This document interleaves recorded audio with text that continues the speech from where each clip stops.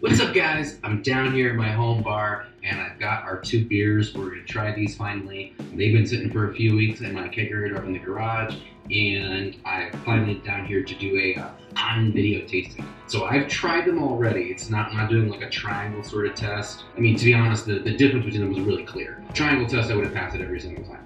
The aroma coming off, so that's this guy here on the left. This is the Thiolized version, so this is our Cosmic Punch sample.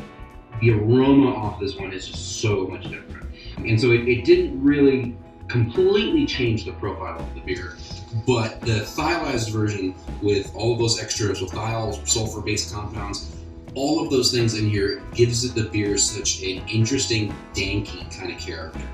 Now, this particular beer, where I use a lot of New Zealand hops, I used Nelson and Ruaka and Motueka Boil and a little bit of Waiti in the mash itself.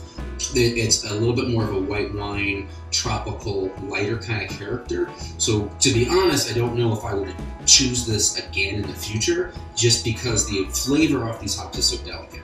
But let's taste them and I'll talk about them. So, Thiolized version right here. This is the one we made with the Cosmic Punch.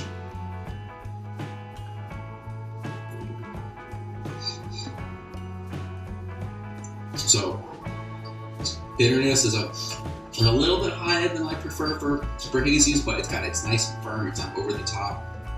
It's got this really interesting, like, dank kind of note to it that's different, that like you don't really get from the New Zealand hops all by themselves.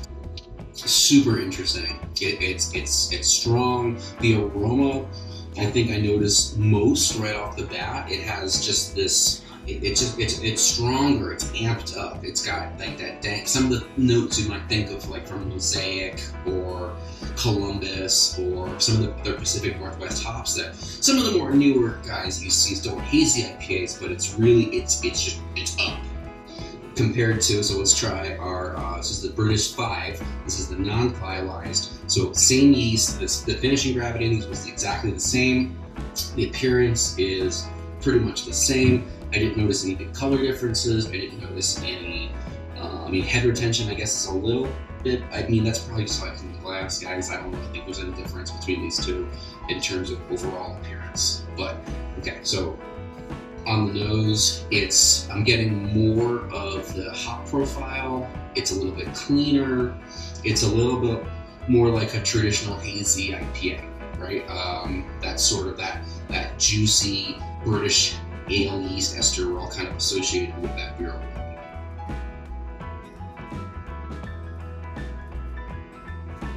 And so tasting it, lighter, it's got a smoother, more rounded palate to it. I think in this particular recipe, if I had to pick one of these two, I would stick with the traditional hazy. And that's because, like I mentioned before, the kind of hops we use in these, New Zealand hops, have a lighter, more delicate flavor. I'm gonna try that again.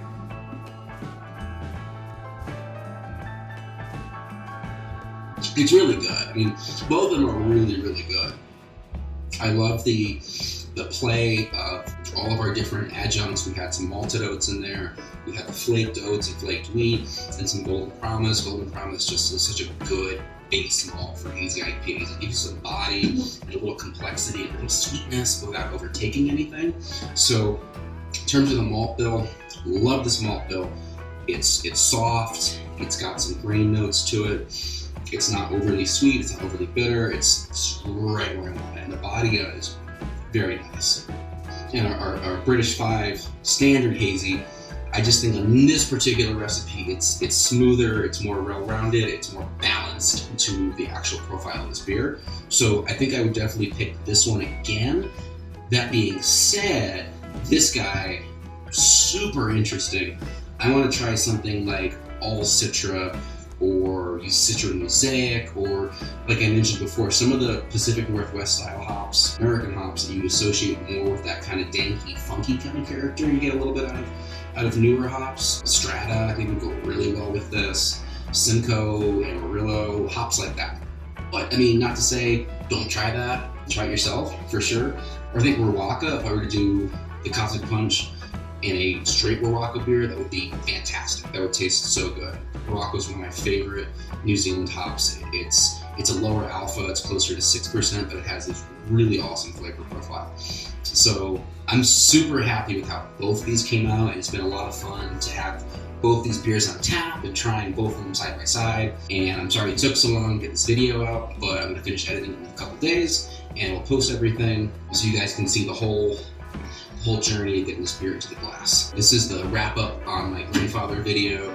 I had a lot of fun. I've been using it, still some more in the store.